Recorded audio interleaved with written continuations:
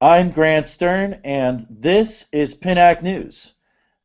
Today's episode of PINAC Live, we have Jason Fick. Jason was arrested by Baltimore police in 2012 for the act of recording a drunken brawl in public and held for over 2 months in a Baltimore jail until released.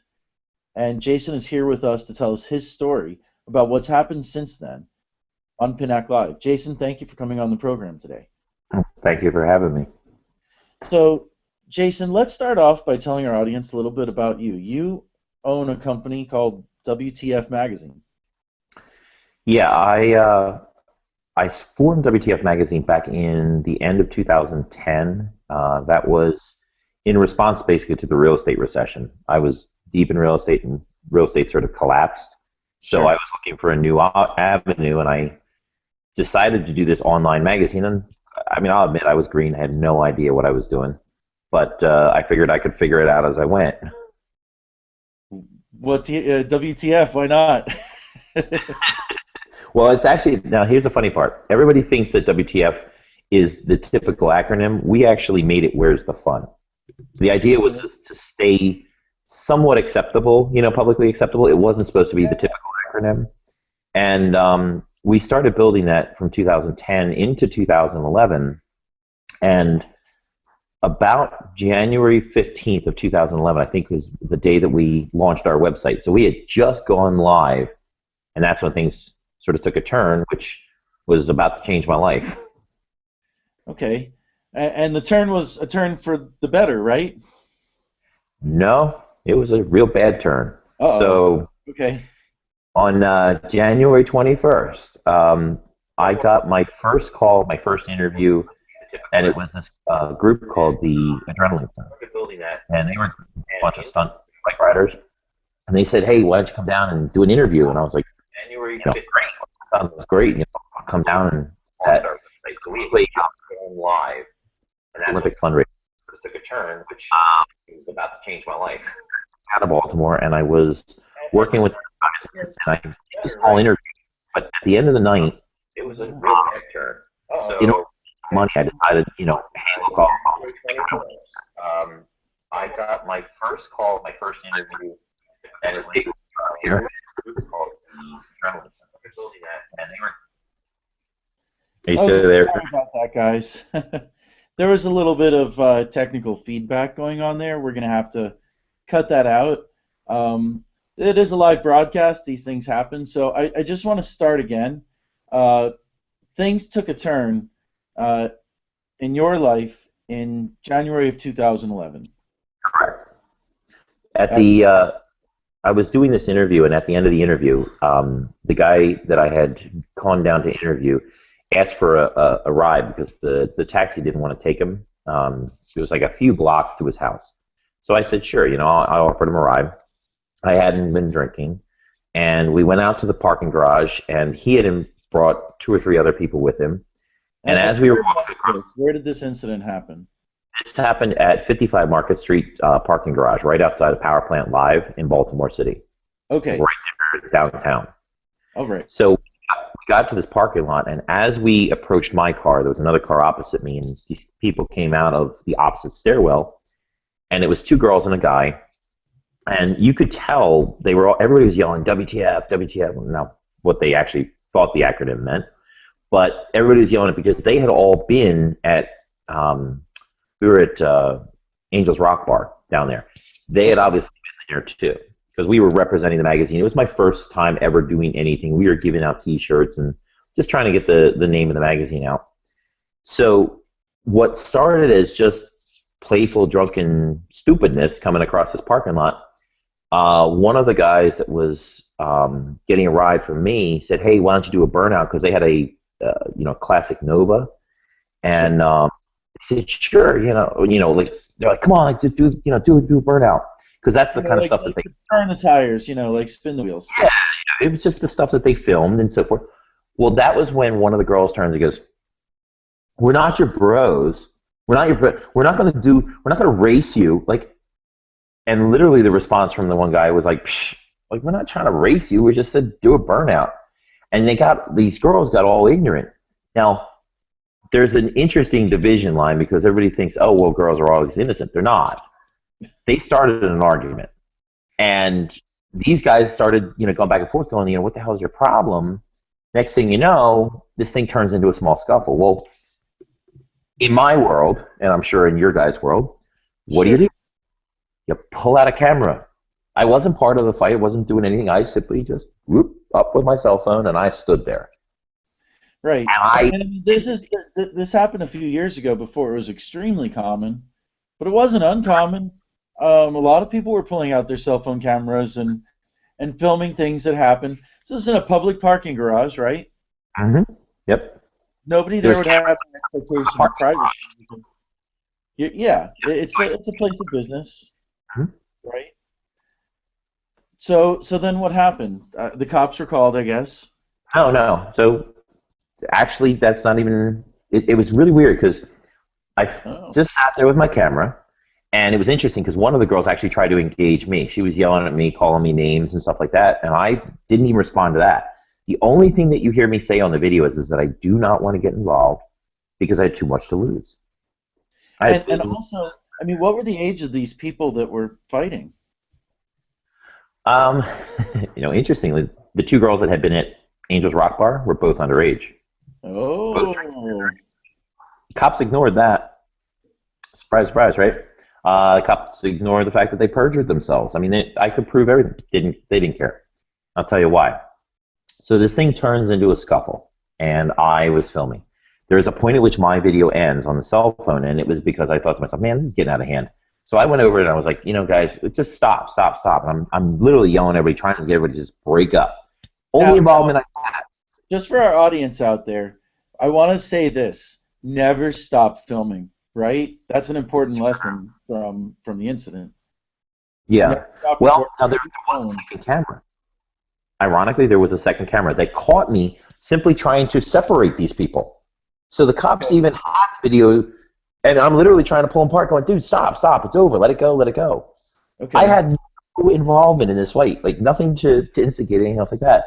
And these people are basically perfect strangers. You picked up a hitchhiker, and then it became a few, and it became a brawl. One person. That's all I knew. I didn't live in the same state as them. I was not the same age as them. I mean, like, I was good 14 years older than all of them. And now here's where it gets interesting. The two girls that got into the argument, even though they instigated it, even though they were totally part of it, like the cops had said that, that the one guy pulled her from the car. No, he didn't. I can show a 1.5 foot distance between him. She charged from the car on the assault, so she's an aggressor. The kid that they said is innocent was the first one to throw a punch. Like, none of it made sense. Now, you know why? Why? Because the one girl had an uncle who was a cop. Oh, boy. And a Baltimore cop. Oh. So family agendas took over very, very quickly. They said, oh, our innocent little cousins, whatever else like that, nieces and so forth, let's burn these guys. And that's what it became. And I even got threats from one of the guy's fathers saying, I'm from your government. I'm here to F you again. Clear as day. And interestingly, the feds didn't look into it. I beat on every door trying to get people to pay attention because it was obvious that there was an agenda. So let's just walk through the timeline of events. The incident happens, and then you get booked, I guess. No, this is even crazier. So the fight happens, the fight ends. Nobody's they said attempted murder. There's no weapon. The only weapon was technically the one girl brought out her high heel and was hitting the one guy I interviewed in the head. He had like 5 lacerations to his head. He was the only one bleeding really, really bad. Right. And okay. So there's no weapon. Everybody gets. You were recording the happening. Yes. Yeah. The fight just ends on its own. Everybody's walking around. Everybody gets in their cars and leaves. Okay. Typical idiot night, right? Misdemeanor assault, totally. Both sides were at fault. All I did was film. I wasn't in it. So I go home. Yeah, I should have totally been in the clear. I should have legally. I have civil rights to be able to do so.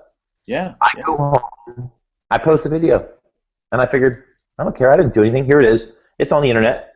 Let everybody else sort it out, right? That's what anybody that's in photography, anybody that does news reporting, here's the video. So I That's did. right. You reported on what Yep. happened. Yep. Immediately, I start getting threats from the one guy's father. Immediately, I'm coming after you. I'm gonna. I didn't do anything.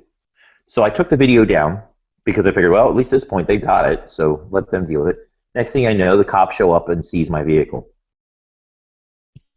A couple days late, like maybe a week and a So half wait a later. second. You post a video online and the police show up and seize your vehicle? My vehicle. Yes.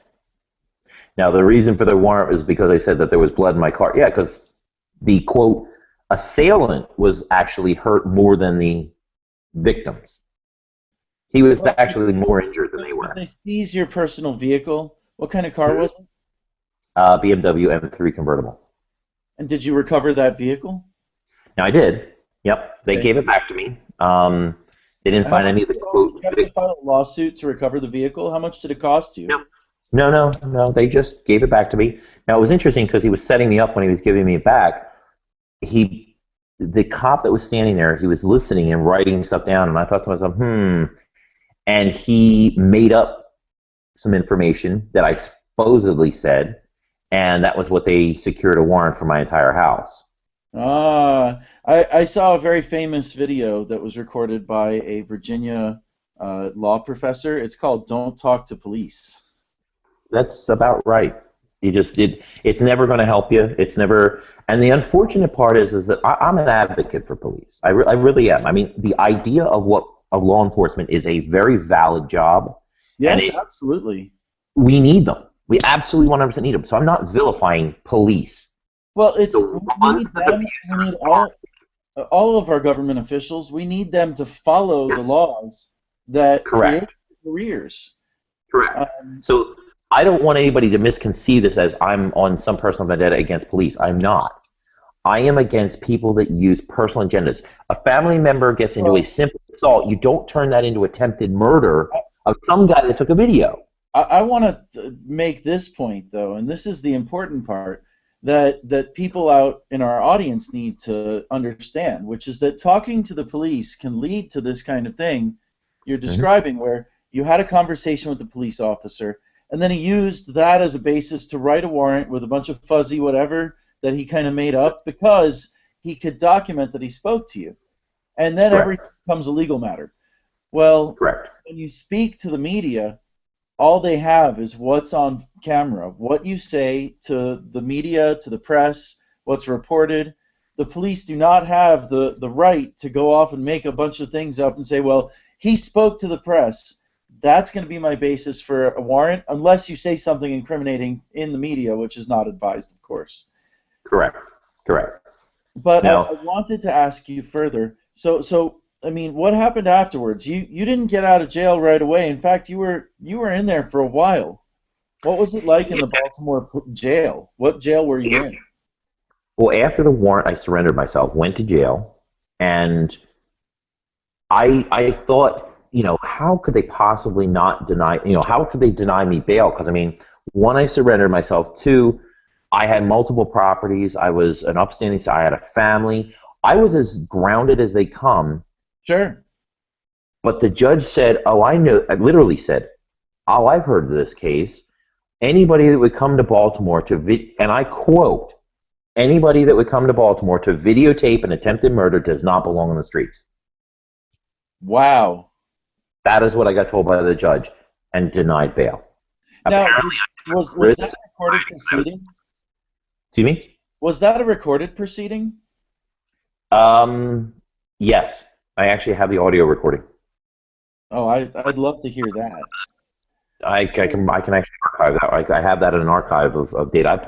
I did a what is it called? Freedom of Information Act, and pulled Yeah. all of my videotapes, all of my audio, everything. Um, I but imagine your attorney filed a writ of habeas corpus. Did they do something like that? first, no. What ultimately got me out is I spent 50 days, and I'll come back to what the experience there was, because Baltimore by Yeah. itself is an experience. But what ended up happening is after 50 days, the person that I had gone to interview, he managed to get a habeas to go through. And when he got a bail, he had been in the fight. I wasn't even in the fight. So we a change of circumstance. Now, another interesting point about my case that was just kind of like, why? Normally, state's attorney's office would come in and try to do all this, right? Okay, yeah. Well, how come the attorney general like lower your bail or? No. Why did the attorney general take my case? Oh, that's a good reason. The state's attorney out, and the attorney general took the case over. Their gang crime unit. Wow. Somebody made a call and said, "Hey, can you burn these guys?" And all of a sudden, the attorney general's office is taking this. It was the third time in history the attorney general's office came down to circuit court to fight a case that was not capital crime. It didn't make a ton of sense. Well, I mean, I think the judge said everything. Yeah, it's one of those, if it smells like it, tastes like it, looks like it, probably is. Right. Wow. So that's really odd. So, and this is, again, think about this. This is Baltimore and their system. All I'm doing is pointing out this is my experience with the way that Baltimore abused the system against me. And that's the problem that people are having with it is that it's the entire legal system is out of whack. It's not supposed to run like that. It's supposed to be very cut and dry as to what is legal, what's not legal. They shouldn't be overcharging. I mean, they overcharge. If you charge, now this is bizarre. If you have, say, jaywalking, or I don't know, whatever, little crime. Right. If you charge them with attempted murder, and that has no basis whatsoever, but they can prove that the one crime had probable cause, you can't sue them. That's the catch that I got into. Is that if they can prove probable cause on anything, all the risks, everything that they trump it up, if you do a misdemeanor assault and they ramp it to attempted murder, which is way different in terms of penalty, duration in jail, attorney charges, mens rea. How about the mens rea involved in simple battery versus an attempted murder? They can do that, and there's no difference in the way that they handle it. Mens rea is a very important legal concept. That it's called the criminal mind. Literally, that's what it translates as. Mens rea is criminal intent in your action.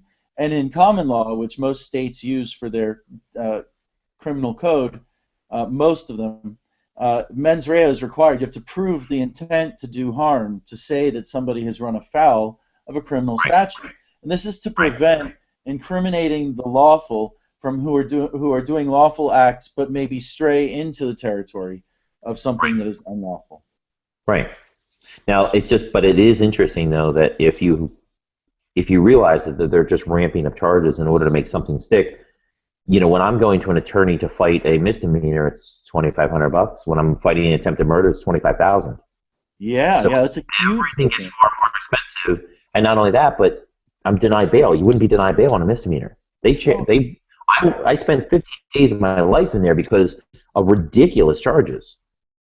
Well, I mean, denied bail is only supposed to be done in the case of a flight risk. Yeah, a flight risk and the severity of the crime. And they also, now think about my prior criminal history. Clean. 0. I had never been arrested in my life. Wow. And I surrendered myself, and I mean, it's just bizarre. Totally bizarre. It's like you stepped on an ant, and now they're dropping a molehill on top of you. Correct. They just brought a battleship. That's it. Yeah, it was so. They actually shut down 95 to try and stop one of the guys. Wasted taxpayers' money. You're talking about a full high-risk criminal takedown. They shut down 95, snipers, helicopters. He told me he said it was ridiculous. They shut down everything. Probably cost taxpayers $50,000, give or take, right? He ended up with a misdemeanor. That's what he pled to, a misdemeanor. You know what? In the legal practice, they have a term for this. It's called churning, where a lawyer churns the client by filing needless motions to try and show more activity, but it's not going to affect the overall outcome of the case. And, right. And police are definitely as guilty of churning with the broken policing method, broken window method of policing as anybody. And this is just another example where you have these SWAT teams, and you have these snipers, so you have to prove that they're important. And of course, once you have a hammer, every problem does become a nail. Of So, course. so how did you get out ultimately? Well, with the change of circumstance, there was a bit of an issue with the attorney general because when I went in for my arraignment, or yeah, my arraignment, the judge asked what my criminal history was, and the attorney general didn't bring it. So I actually spent an extra 3 days in there, missed Easter, because he didn't do his job. The judge was clearly going to give me bail right there on the spot, but luckily I was already prepared for it, and the judge sort of looked at. Now I got a good judge at the end there. He had nothing to do with this, and he looked at my attorney and said, "You filed the change of circumstance, didn't you?" Which was him telling my attorney, "You did do this, right?" Yes. Your Honor, we're already set. Monday morning, we're going to be back in here. And Monday morning, sure enough, I went, and I got so like I went right back in front of the same judge, and he said they gave me $100,000 bail, and out I went. I was now interestingly, 8 o'clock in the morning, I got my bail. I didn't leave the jail till midnight that night. That's how long it took to process me out. I'm like just standing there going, I'm going to get stabbed while I'm standing here. That'll be my luck, you know.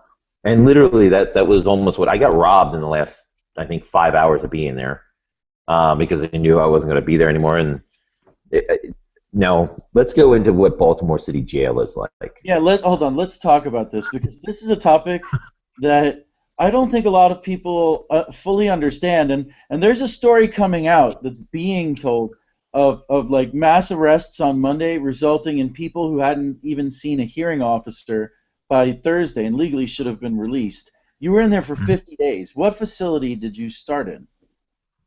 I was at what is known as BCDC, Baltimore City Detention Center. It is downtown Center City. That is the worst of the worst. Now, it has been ranked as one of the worst, at least top 5 in the nation. It is not a place you want to go. Okay. And being a person, I mean, I was privately school educated. I don't do criminal stuff. I don't do drugs. I don't do anything dumb. I really just don't. You know, I was a businessman. And to get caught up in that is kind of, you know, it's rare, but I get caught up with it. I'm not even from the state. And I go into this thing and just to sort of walk you through the experience, so as the police officers come up, now they didn't have me in cuffs or anything because they knew I wasn't a risk. Like, I mean, I'm coming in on attempted murder and I'm not even in cuffs. And they go, okay, step out of the car. And then they put the plastic straps on me in the front, no less, because they're like, you have to have this to go in. Okay, fine. So we go through this big steel door that's just no different than any door on any warehouse anywhere. And the first thing you hit is a metal detector. And you go through the metal detector, they check that. And that was what my first sense of, holy crap, I'm in jail. And this is not like normal. Like, this isn't like, you know, your little suburb jail. This is like jail. So I sit there and I'm looking at everybody and I'm going, wow, am I out of place? Everybody looked like drug addicts and, I mean, just some of the biggest losers ever. And I'm just going, oh, I don't belong here. So, and interestingly, I sat down. The first thing you do is you go and you sit down next to a doctor, and he says, so what drugs are you on? And I looked at him. It was kind of a funny exchange because I went, none. And he goes, no, what drugs are you on? None. No, you need to tell me what you're on so you can get them in here. None. You're not on any drugs? None. Like, what do you not get? Like, I said none. Apparently, everybody's a drug addict that comes through there because, man, he just could not get it through his head that I wasn't on drugs. And I'll tell you this. These kind of small moments that you notice, they can lead to other outcomes that we don't know about. There's a lot of prescription drug abuse that goes on, and I mean, we found out about it here in South Florida because there was Pill Mill Alley in Fort Lauderdale, and people from all over the country were coming to Fort Lauderdale to buy drugs and then fly back on the Value Airlines. really? Yeah, so I mean, it's not necessarily that everybody in that jail was on drugs, but maybe you stumbled into another racket that nobody's caught yet. Maybe. It's Wow. wild when you think But about it. I mean, this is it's a system, and they know this system. It's like yeah. the Goldberg machine. All the wheels keep turning and turning, and they know which way they spin, and they'll just kind of stick their finger in and make another cog. And Yeah, it was I don't even know. I never even looked at it that way. I just looked at it from the standpoint that maybe that just everybody was so on drugs that like he couldn't believe that I wasn't. And it was well, just maybe if you had said to them, "I want something," they would have gone and gotten it for you. Well, that's a little interesting. so then the process from there is a lot of waiting. I mean, they process you, you do the fingerprints, you do all that stuff, and the first thing they do is they stick you in a tank, which is a basic big cell, which is to book you, and then you go through. Now this is where things started getting kind of odd again. So I did the picture and I did the fingerprints and so forth, and then you go to meet with the and I'm trying to think of the name of it. It's not the commissioner's office or something. It's almost like you walk into this little booth and they read you your charges, and then they can decide right then and there if you have bail, or it has to go to bail review, which is in front of a judge. I'm an automatic no because I was attempted murder, right? But Okay. the weird thing is, as I'm sitting in this little booth, this one correctional officer pulls me out of the booth, stands me in the hallway, takes a personal camera and takes a picture of me, and then puts me back in the booth. Why? Like completely out of place. Like, why did some guy? Was that a trophy for one of these idiots that have connections to law enforcement? I don't know. I don't know what it was. And I went back in the booth, freaked out, and they asked, and I said, "Is that normal?" And they said, the guy even said to me, "No." I was like, "Why did he do it then?" He said, "I don't know." He said, "Look," he said, "we can contact your attorney and put you in protective custody if you want." Because I thought to myself, "Holy cow, they're going to ramp up more charges on me or something." I don't know what's going to happen. But do you see the trend here is now I'm sitting up saying, why am I worried about law enforcement? That Why am oh, I of worried? course, of course. No, Because listen, we already heard the part about the 50 days in jail until you yeah, had to go to multiple hearings to get out. But yeah. so what happened? You got in, you got processed in. Did anything else strange happen during the process of being intaked? From that point, no. And the rest of it was just simply the corruption in the jail is just outrageous. I mean, the first place that I went, I was in this room. I got into a cell with this guy, and the first thing he wanted to show me was his shank. It was like 10 inches long. He was really proud of. He could stab people and whatever. And he was one of the Bloods, which is not a good thing to be in Baltimore City Detention Center because it's all Crip controlled. And but he's like, "Man, anybody mess with me?" That's the first thing I got shown when I walked into a cell, and I'm going, "Why am I here?" Wow. And Well, I mean, look, the, at least he didn't show you the other shank. at least he didn't show it too close and personal. But no, I mean, a lot of that, like when I went into one of with 3 South, they had just done a bust the day before, 14 pounds of marijuana, 16 cell phones. I think they had like 5 knives and a 22 pistol. They brought out of this one cell, and I'm going, this is where I'm supposed to be safe or not safe. I don't know what this is. So wait. They found 14 pounds of weed, 16 cell phones. What else? And like 5 knives and Five a knives pistol, and a a 22 pistol, pistol. and that was inside of BCP. That was in What's 3 inside South. the jail? Yes, that was in the jail itself. Wow. Oh, I mean, wow. For about 3,000 in jail. Holy cow. That's insane.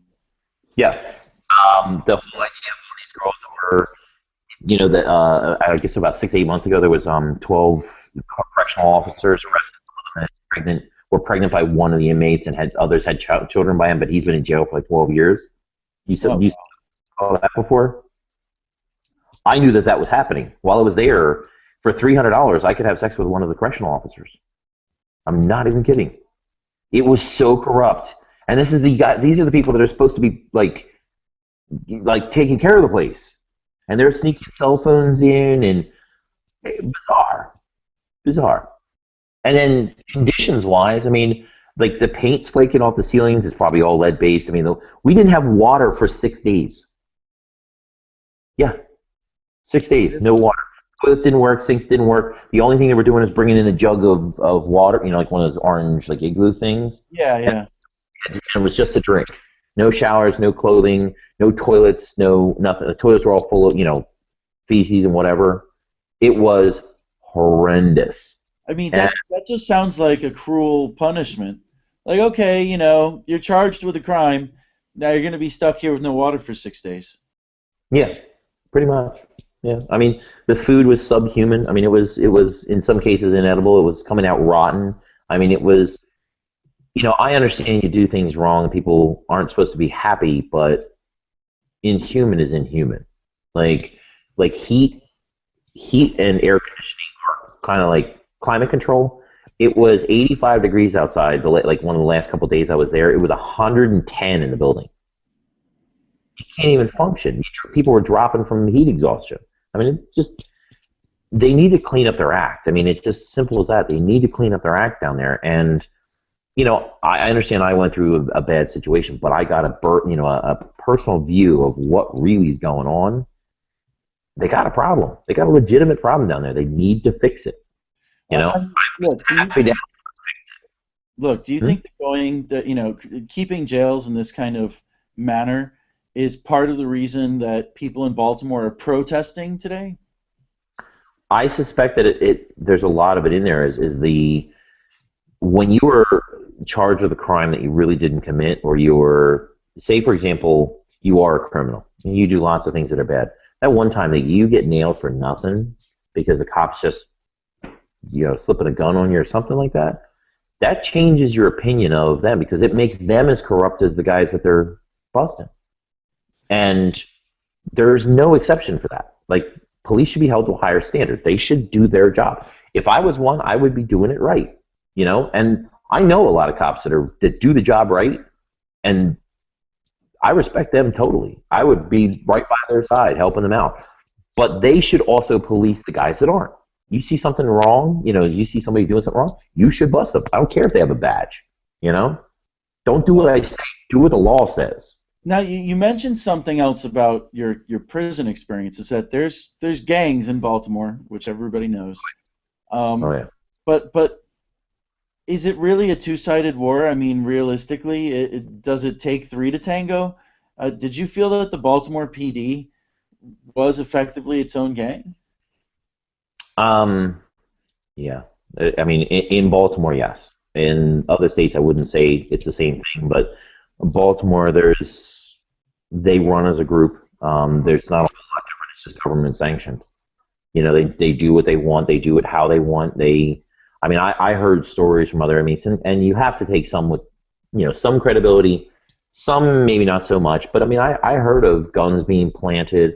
I heard of one guy was in there and he was a barber, and I stand to believe him because all he wanted to do was get back to work. He was just afraid his business was going to collapse. And he was a barber, and his girlfriend was mad at him because he dumped him. And he was a good-looking guy, and he had dumped her, and she went there and she called the cops and said she beat him up, or he beat her up.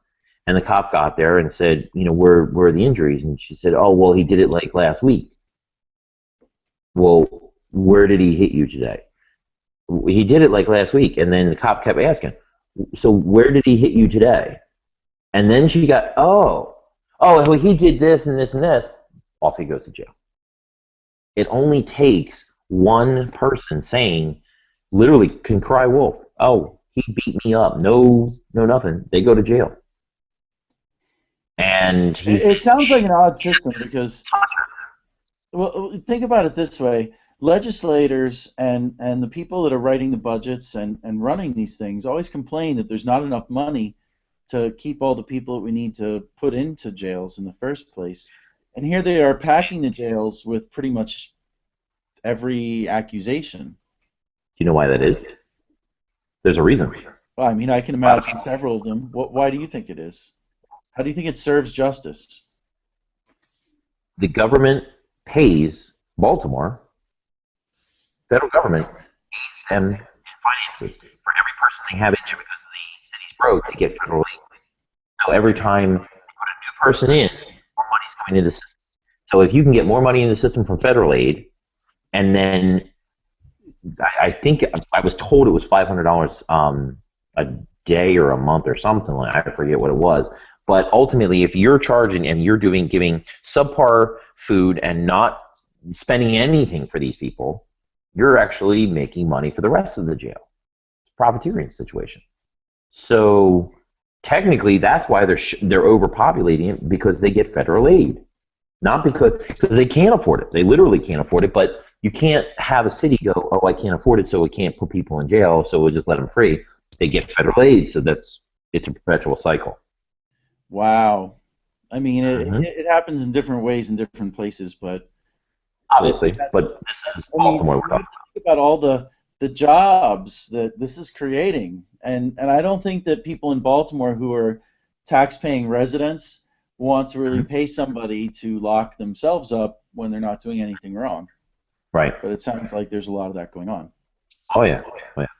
So after you got out, what happened with the case? Because obviously there's a very serious charge, even after you bail out, of attempted murder. How did you dispose of that? A few months, went by, and was simply saying that we should put as much distance time-wise between the original case and I would suggest that to anybody. If you ever have a big charge case, put as much distance time-wise as you can, because it's harder to remember details the further out you get. So when you have accusers in there saying, oh, I kind of remember, I don't, if they don't remember, they're not going to be able to do anything. That's what my attorney said. So I was just sitting tight. Whenever, okay, sure. But of course, the stress of facing, day to day, you can't function because you don't even know how to plan your life. Do I just plan for next week I'm going to be building a business, or am I going to be spending the rest of my life in jail? That's literally what I was facing for taking a cell phone video. Like, it's just, it messes up everything in life. So for the first, I think it was, I'm trying to think of it, it was April. It was April I got out, so it was May, June, July, August. September was when I got released. So I spent 5 months facing those charges out. And for those 5 months, it was like my life was on hold because I didn't know what was going to happen. And at the same token, between all of the charges and everything else like that, I was going broke. I had no business. The business had shattered as soon as I got out. 2 months, brand new business. Nobody knew what to do. Everybody quit. So WTF Magazine, it was gone. It was dead. I had no income at all. Life was basically over. The only thing I had still was my family. And in September, I believe it was in September, ironically, I was going to be getting a continuance that day because my attorney wasn't able to show up. He was in a capital murder trial in federal court, so I didn't have representation. I wasn't going to trial, but I had to be there in Baltimore. So I had gone down to Baltimore, and I showed up. You made the appearance even though it was set to be continued by mutual agreement, but it had to go to the judge. I have to be in court. Can't risk it because if I'm not there, I'm getting the finish warrant. So, right. 8 o'clock in the morning, right there. And I'm waiting for them to basically just get to me and them saying my attorney's not here. And it was one of the attorneys for the other guys that was involved in this was just going to basically semi-represent to say that my attorney's not there. But they pled the one guy right there on the spot, and the other guy had pled out like 5 days before. And being that those two pled out to misdemeanors, I can't even be an accessory to a misdemeanor. Now, by process of law, I can't even be charged with any part of this because they didn't even get a felony. And because that happened, they had no case, like nothing. And the judge brought, and I remember this, the judge brought the attorney general up to the stand, and you could see them talking and so forth. And the attorney general kind of had this look like defeated. And he goes back to the desk and so forth, and the judge says, "Mr. Fick, are you here?" And I stood up and said, "Yes, I'm here, Your Honor." So, and she turned to the attorney general. "So what's happening with Mr. Fick?" "Your Honor, we're gonna move to null pros, Mr. Fick," which is null pros, which is a basically they're dropping the charges. They don't got anything. They didn't do anything wrong.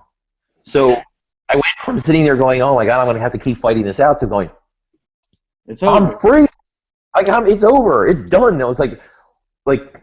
Now, of course, it had totally wrecked my life. Everything was trash, but at this point, I'm free of it. Yeah. And we all went. And actually, ironically, the one guy that was still in jail who had charges before and so forth, the day that he got out was the exact day that I got free. We all were out the same day. We ended up going to lunch at what's it called, the Cheesesteak Factory on the water there. He had walked down from everything. We had lunch, and it was just one of those. We beat it, and I went home and I went to go put my life together, and that's where things got kind of interesting. Okay. Well, let's keep going with that story. I mean, it's good to hear the happy ending because it was a brutal ordeal. 5 months, two of them in jail, charged with a lifetime felony. So what happened when you beat the rap? I went broke, completely broke. My business had sort of shattered. I thought to myself, okay, now I want to sue. And like I had talked about it earlier, with Baltimore, there's some weird, legal situations where, one, you have to notify them within 180 days of the circumstance you're going to 90 sue. days, yeah. No, I think it's 180. Okay. Yeah, from the that you plan to sue for. I had 180 days before I had to file just to tell them I'm going to sue them. I did actually manage to get that in, but when I took this and I went to the Murphy firm, which the Murphy firm is Billy Murphy is actually handling Freddie Gray's case right now. I spoke with them, and they took it for about 2 months and looked at it. And unfortunately, their board members were split. It was 3 against 2 for. 2 of them wanted to take a case, 3 of them decided not to. And what it comes down to is that it's the judge's decision of whether or not what's called prosecutorial immunity. Essentially, if they have probable cause for any of it, case is thrown out. It's done. And that's the judge's decision. And they said that they would probably be 30 grand into the case before they could find that out. And he said, at the end of the day, they got in your car. I was like, yeah, but that's not probable cause. He said, I know. He said, but does the judge believe that? And ultimately, they said that they couldn't take it because they couldn't take the risk. And he said, realistically, he said, if you can get past that and you got before a jury, he said, you'd crush them. They told me, he said, multi-millions. They destroyed your life for no reason. He said, but if you win multiple millions, now this is the bizarre part about Baltimore, so people should know. If you win multiple millions of dollars, the city's broke. They won't pay you. They said they can settle up to $200,000. Anything above that, they are going to automatically appeal it. So you get to go before another judge to see whether or not prosecutorial, they're going to keep trying. Sure, they can appeal it to the Supreme Court because those people are on staff already.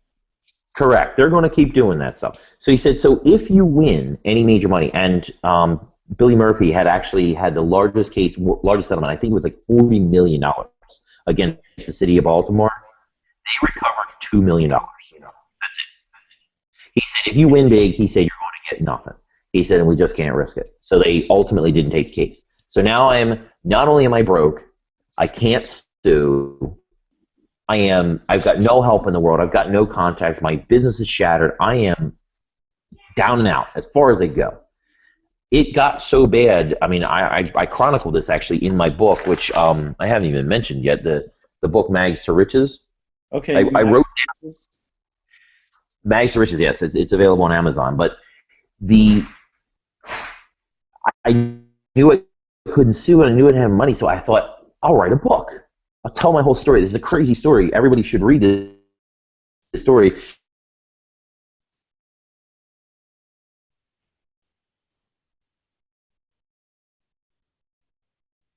Because it explains more intricately. So if we even have an online magazine, what do you need?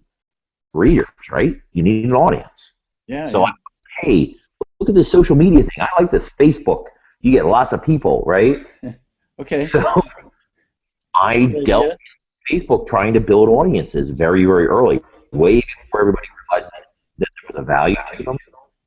And I didn't care where they came from. I was absorbing pages. I was taking people's pages over for them.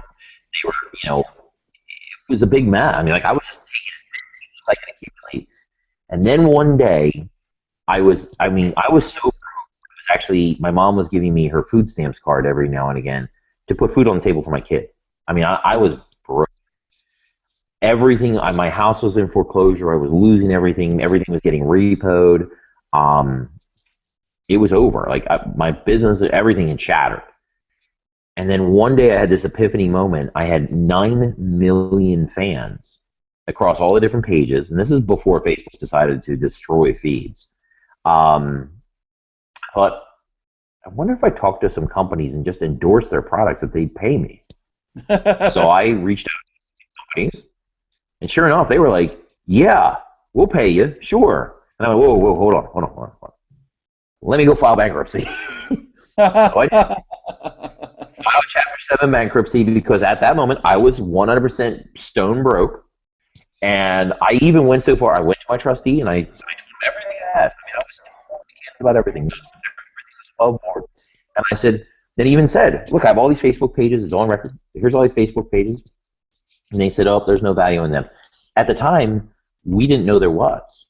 I thought maybe the numbers were, but it wasn't proven yet. So we went through that, and I filed the bankruptcy. There's the line in the sand. I'm broke.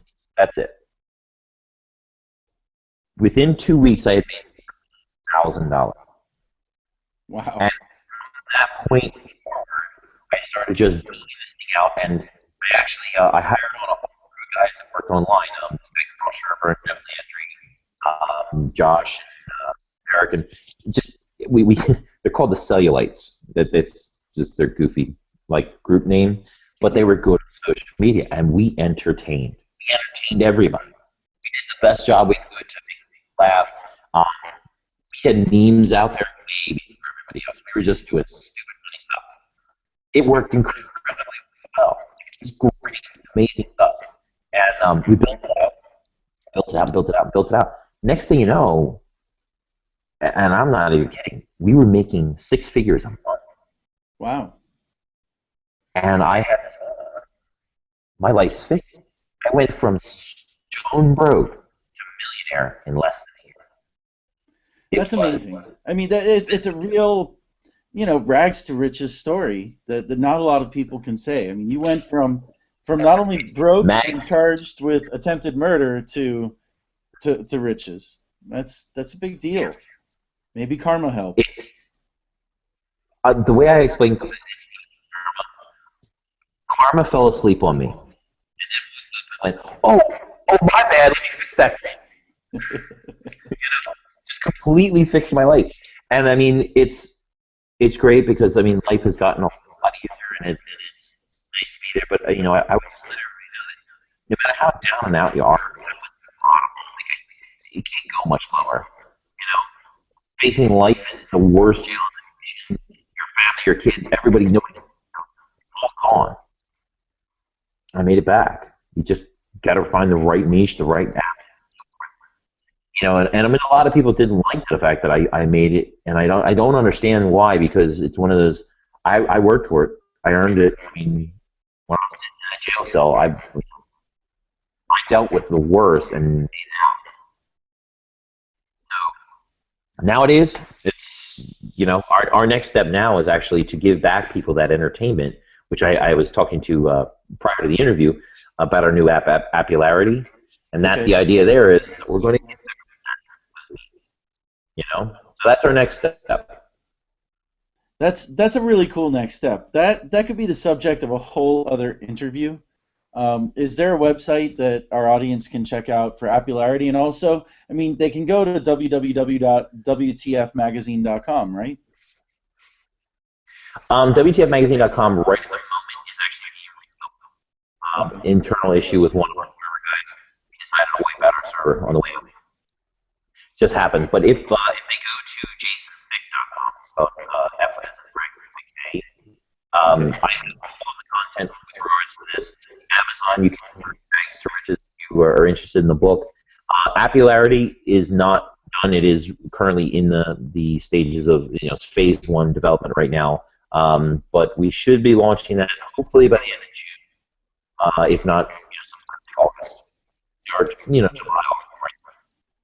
Now, I mean, in light of your experience, before we go, is there advice that you'd like to give to the family of Freddie Gray, who is going through a similar police brutality and system ordeal? What advice do you have for Freddie Gray's family? I would say just don't give up. You know, it was accountable. Don't ever give up. You know, I could have given up a long time ago and never made it back. What happened was wrong, and what happened with him is wrong. And I know that there's the naysayers saying, "Oh, he's a criminal," and so forth. It still doesn't justify, what happened. Um, I've seen signs that say, Black Lives Matter, all lives matter. It doesn't matter who you are. It's a and actually I'll give you something from my book that was very profound for me.